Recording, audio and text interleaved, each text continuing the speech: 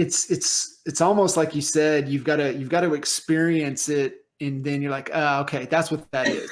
Okay, I don't want that no more. Or, ooh, I like that. I want some more of that. And I think, for you, as we transition and talk about the who component, because like I said, you can have world-class strategy, world-class tactics, but you can only go so far. And that's why the talent in the who's around you will exponentially return you more than any strategy or tactic ever will.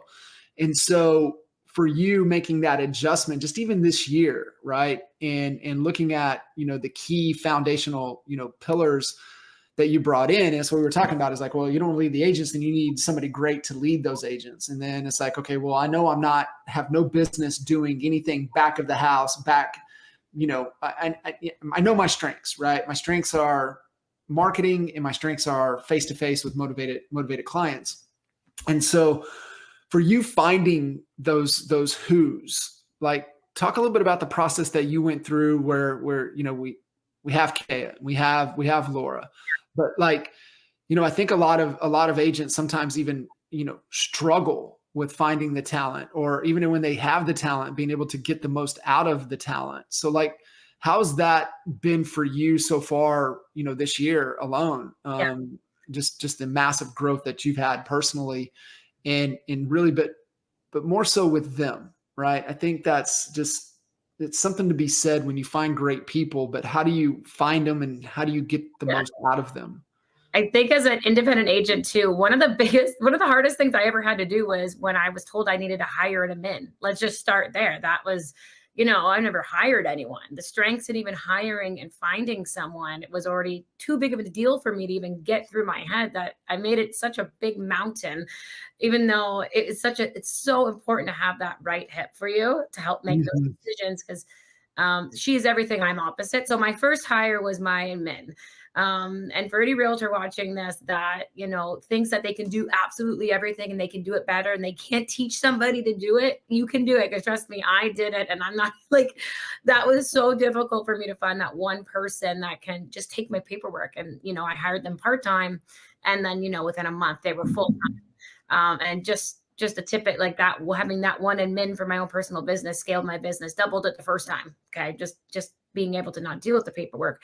And then I actually stole the hiring, the ad for her from another team member. Another team said, hey, how do you even hire an admin? So I got like what I needed, copied and pasted that I have, that anybody wants that, put it on, I forget what website it is now that you find people. I can't even I don't even do that. And I was lucky. The only tip I have for hiring on that side of things was I had to hire somebody who was the opposite of me and someone that I didn't want to go have a drink with. That's what I was told. And to this day, we've never had a drink together. She's been with me for 4 years. And that's like, I just got lucky with my men. I know it takes a little bit sometimes to find that right one.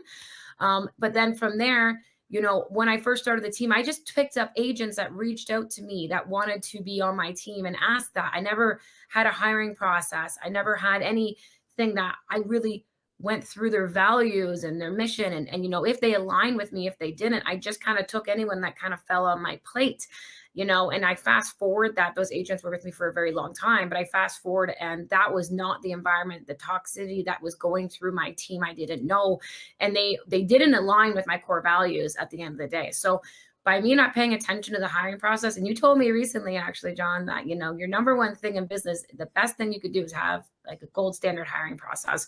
And I didn't even know what that was. So, once I learned how important that was, and when we started to rebuild the team, keeping that in the forefront and really vetting the people I brought on and looking for the strengths that I needed, that made the biggest difference ever in my business, even from just a couple months ago. My other biggest hire that I brought on was my head of sales, my head of ISA. I actually brought her on as an ISA because she actually worked in the gym industry and she was used to calling people every single day. So phone skills already were through the roof. And then the other thing that she had that I really looked forward to in my team was that she actually ran the sales team at this gym. And if you know gyms, they are sharks. They're calling you like they were not let up. And LA Fitness, I have to say, they have an incredible way of training their employees. So quickly, when I put her in that position, I noticed that she was already amplifying the other ISA. I have 2 ISAs on my team. And not only was her number of calls and the way that she was being accountable with how they were producing for us made the other teammate that was an ISA amplify. And now he's another scale for, I had him for 3 years to where he is now from the last 6 months, having the proper leader in that area. Incredible. Eventually now she's now our head of accountability, head of events. But what she did for our team now is she knows how to keep people accountable. She knows how to daily motivate, have those hard conversations and not have any emotion attached to it. And that is taken away from my position of me trying to keep the agents accountable, me being, hey, did you hit your calls? Why didn't you do these emails? Why did this? Like, I'm a motivator. I am one that brings ideas. I'm creative. I'm not one to be the bearer of bad news and keep you aligned. I want you to be wanting to be here, and to take that responsibility off me was a game changer in how the whole team interacts, how every single day, responsibility off my shoulders. I cannot believe the difference now. So I always hear other team leaders why they're so frustrated. And I feel like the number one thing is keeping everybody accountable, keeping everybody doing what they promised to do.